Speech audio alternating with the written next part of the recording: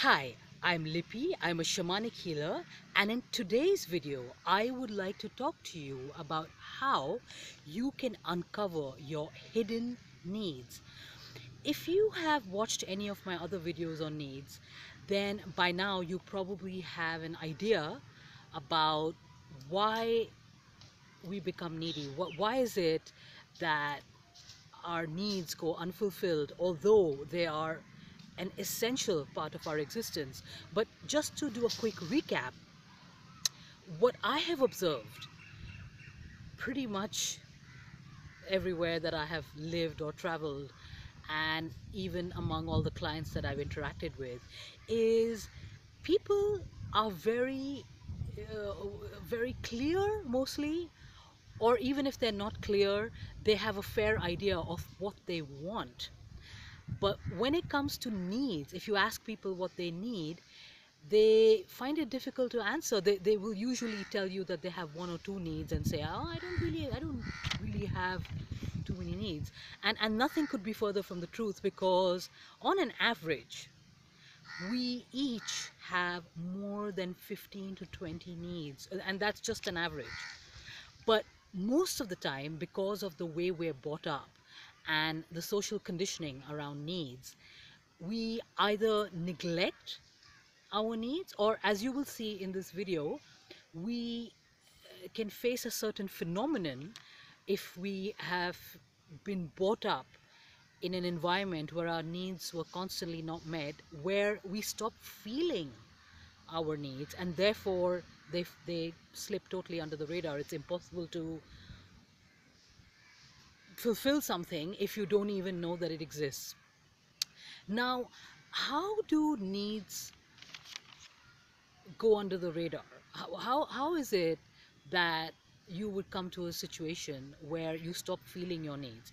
I just put up a quote a couple of days ago on my FB page, and I said there are two times in your life when you will stop feeling your needs. The one time is when they're completely fulfilled, and the other time is when that there's no chance that they will be fulfilled. And I have seen this both in my personal observation and the literature that I have studied on the psychology of needs, that if we fulfill our needs, we stop feeling them because, well, they're done, they're fulfilled for now, till the need arises again. If somewhere we sense that our need is not going to be met, there is a very strong chance that if this happens repeatedly, we will stop feeling that need. Now, I've had a personal experience with this. There's a little observation, little mini experiment I did on myself, where I was staying in this remote location on a cliff, and of course it was still a modern location. It had, there were restaurants around, and it was not like food was not accessible, but there were times when it was hard to get to the restaurant because of weather conditions, or there would be times when, you know, maybe you're hungry but the restaurant is shut, and then you would have to walk about a kilometer and a half to buy groceries, or eat a meal in another restaurant. Now, what I noticed was that whenever I'd go to this cliffside, I would have a certain appetite at the beginning of my visit, and if I'd spend about 2 or 3 months there, I would notice that because food wasn't readily accessible, I noticed that my appetite actually started to go down. And there may be many reasons why that happened, but one of the reasons that I propose, I believe, was that very simply my body went into a sort of a mini survival mechanism where it was like, well, it's not so easy to get food, so let's just tone down the hunger. And I have seen this happen in my experience with clients, in my experience even in my own, on my own healing journey, where because there was no chance of a need being fulfilled, it actually sort of goes underground. It goes into what Carl Jung would call the shadow. So even needs go into shadows.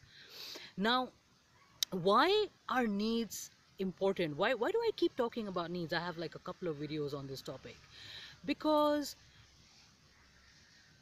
to my understanding,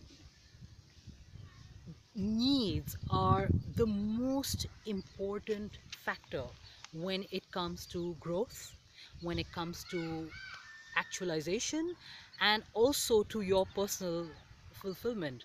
And yet they are the most neglected of of the need psychology, need management is one of the most neglected, step sister, step daughter treated areas, because for some reason we are constantly chasing after our wants, and the deeper needs beneath those wants are not looked at, they're not looked into. And that's why you have a phenomenon where you have so many people who get what they want, but they're unfulfilled. Now, we as a culture don't really look at needs in a very encouraging way. So people are very proud of their wants. So if they want a new car or a house or a new outfit, they're very proud of that, they're very happy of that, but they're not very proud sometimes of what they need. And that's because sometimes our needs can be not socially acceptable. For example, I may be jealous or envious of someone, and it may be coming from my need to feel superior over others. It may be, I'm not saying that it is, there may be other reasons. And if I have to go and look at that need, I'm not going to feel very good about myself. I'm just going to be like, oh my God, I have this need, and it's not a very impressive need. So because of that, needs get a bad rap. But what I'm here to tell you is I have really worked looking into my needs and taking care of my needs into my self-care routine. And what I have realized is that, as horrendous and as frightening as it seems, the path to fulfillment really is looking at that need and finding a healthy way to meet it. But if you don't acknowledge it at all, then you're in trouble. Now, what I have also realized is that needs are one of the most important aspects of self-growth and self-actualization. And there is a psychologist who talks about this. I'm sure you've heard of him. His name is Abraham Maslow. And if you look at his hierarchy of needs, he talks about the most basic needs like food and shelter, and then as you go up the pyramid, you go to higher and higher needs which he deems necessary for human actualization. And in my experience, I have to say I agree with him completely, because while there are certain physical needs without which you will die. So if you don't eat, you don't have shelter, you don't drink water, you don't breathe oxygen, you're not going to live very long. But if you don't meet your emotional needs, you're not going to die. You need to meet emotional needs, not for survival, but for actualization. So while you won't physically die if your emotional needs are not met, you may find that you either become very unfulfilled. Even if you're successful, you're still unfulfilled and you don't know why. And you find that somewhere you're not really growing and you don't know why. You're doing the right things, but you're not really where you want to be on a very deep level on your life path. And that is connected to fulfilling emotional needs, not wants. Not that wants are bad, wants are necessary in their own way. So, as I said in this video, what I would like to share with you is how to get in touch with the needs that you don't feel anymore. And as I said earlier, there are two times in your life when you don't feel a need. It's either when they're fulfilled or when there is no chance they've been fulfilled. And if you have needs that have gone underground, there's a very high chance that this is something that occurred in your life in childhood, and your needs went underground. And in today's world, in today's day, even though your childhood is way behind you, you may find 4 phenomena that may occur in your life which would indicate that you may have a hidden need lurking around that isn't coming to the light because somewhere there's an inner child that believes that these needs are not going to get met. And one of those things, the first and the most important thing that is an indication that you have a hidden need or hidden needs is the sign of feeling unfulfilled. And many of us have faced this situation in our lives where we achieve a goal we thought we wanted, or we're successful in something, but we can't put our finger on it, but something seems to be missing. Something is not quite right. And when you feel like that, when you feel empty in spite of meeting your objective or meeting your goal or doing what you think or believe are things that are going to bring you joy, that usually is a sign that there is a deeper unfulfilled need that is in hiding, and that is not being met. The other sign that you may have a deeper unfulfilled need that is invisible is when you have a sudden emotional outburst or an unusual emotional reaction that is not the norm for you. So if you suddenly find yourself losing your temper at someone in an inappropriate way, so I'm not talking about losing your temper if the situation warrants that, or you find that you're uncharacteristically jealous of someone, or you find that all of a sudden for no reason you're feeling sad, and there's no reason for you to feel sad. These outbursts or these sudden emotions which are not the norm for you are again an indicator that somewhere you have an unfulfilled need that is in hiding, that's gone into hiding. And basically this is your inner child's way of communicating this unfulfilled need. The other indicator that you may have unfulfilled or hidden needs is that you find that you constantly creating distractions in your life, or you're getting into situations where if you sit down and you actually look at what you did the last 1 week or the last 10 days or the last 1 month, and you realize that you indulge in a lot of avoidance and realize that you spent 5 hours on social media instead. Or you may decide to clean your house or do the laundry, or I don't know, finish that project you've always wanted to finish, and then suddenly you find that the phone rings, your best friend calls, you want to go out and party, you want to like wash your hair, you want to itch your skin, or I don't know, hundreds of other things that suddenly appear when you want to do something important. And there are many other reasons why that happens. There are many other deeper psychological reasons, but one of the reasons I've found is when you create a lot of distractions and you indulge in a lot of avoidant behavior is because you have a deeper hidden need that you're trying to bury. Because avoidant behavior is usually about burying something you don't want to deal with.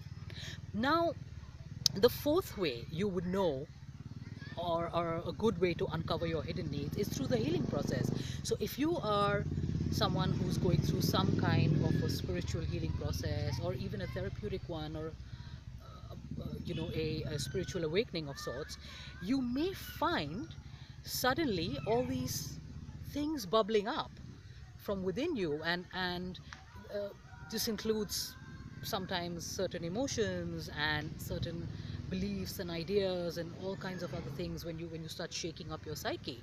But one of the things that also comes up in this process is hidden unfulfilled needs, because when you're doing that work, you're sort of shaking things up and everything rises up from your psyche. So if any of these four things are happening in your life on a regular basis, they may be an indicator of needs that are deeply unfulfilled, that are in hiding, that you may need to look at.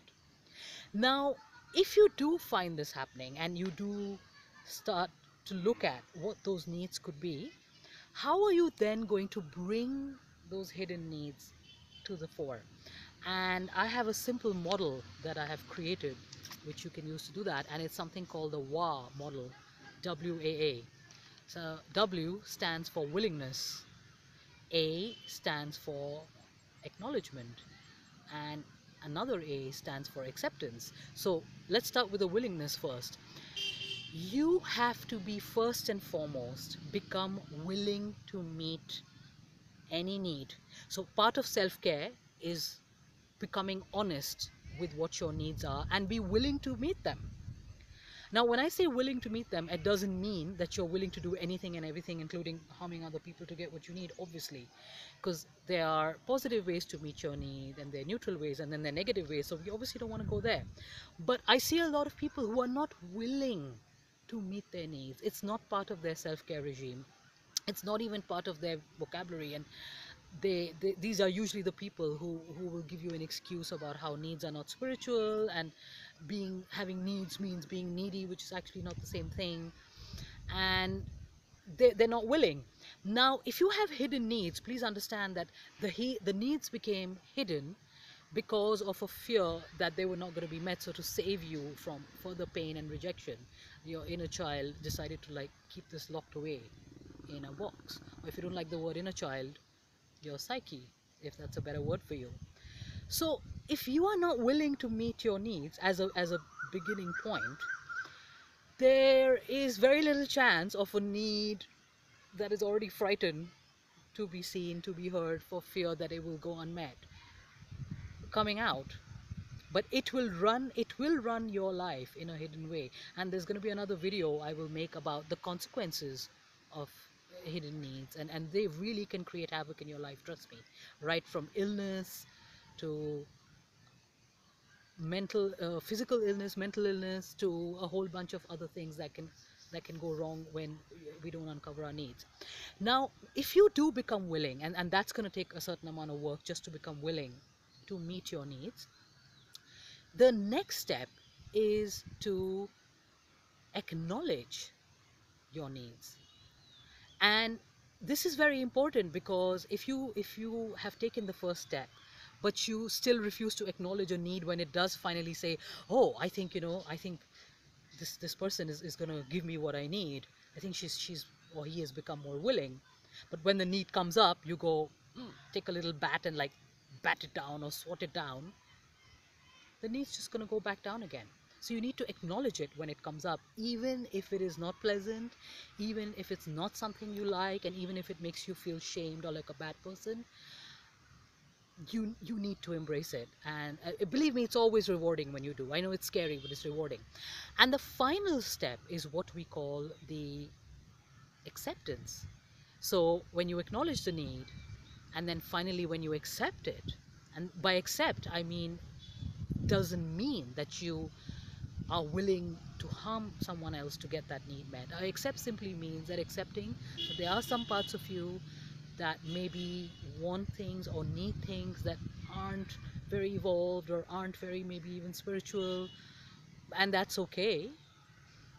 Then you are creating a safe space for these hidden needs to come to the forth, and to come to the fore, excuse me. And believe me, your life will be better for it, because one of the fastest ways to good mental health, one of the fastest ways to self-actualization, is acknowledging and accepting all your needs. I thank you very much for watching, and I look forward to seeing you soon. If you have any questions about what I have covered in this topic, please feel free to comment and ask. I would be happy to answer your questions. I'm also available for one-on-one shamanic healing sessions. If you'd like to have a session with me, kindly comment here and I will get in touch with you and we can take it forward from there. Thank you so much. Goodbye.